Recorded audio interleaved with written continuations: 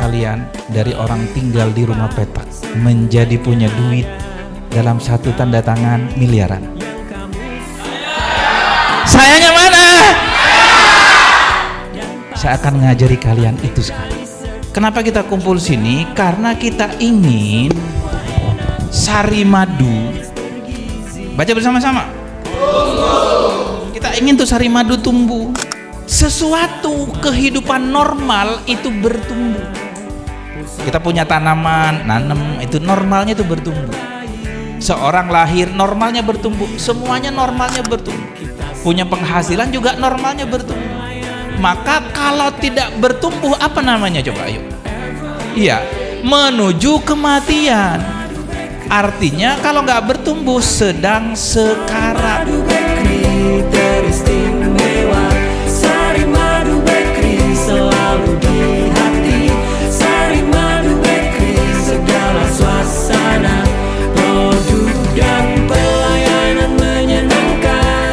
Menumbuhkan bisnis sari madu, dan ini berkaitan bagaimana owner harus memberdayakan tim, begitu juga tim akan melayani dengan baik para customer yang akan membesarkan bisnis kita. Jadi customer inilah yang menjadi jantung sebuah bisnis. Bagaimana kita agar customer itu beli lebih banyak? Mau atau mau nih beli lebih banyak?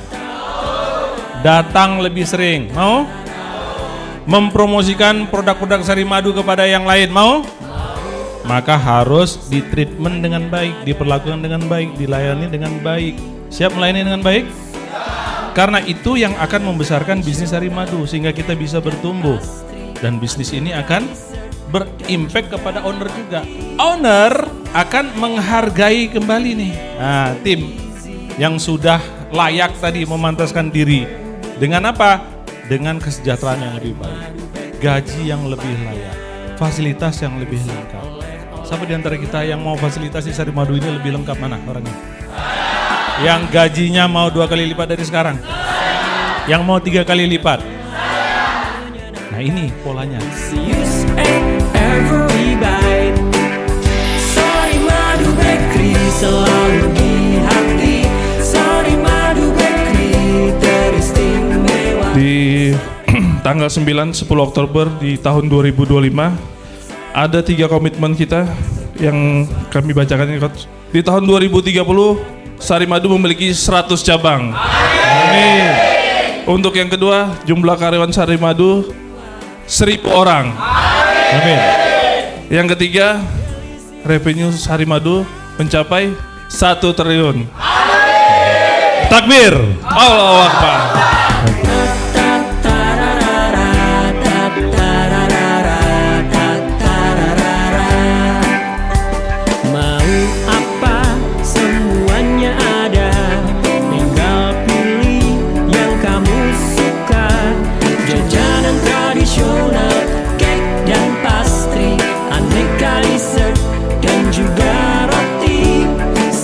Saya Yunafianti Serli sebagai kasir. Saya Hesti dengan posisi manajer operasional. Nama saya Mbak Yuna, saya bagian staf administrasi. Kan saya Wardatul Asfia sebagai kasir. Yang pasti setiap kali ada pembelajaran saya ngerasa selalu ada ilmu baru yang didapat.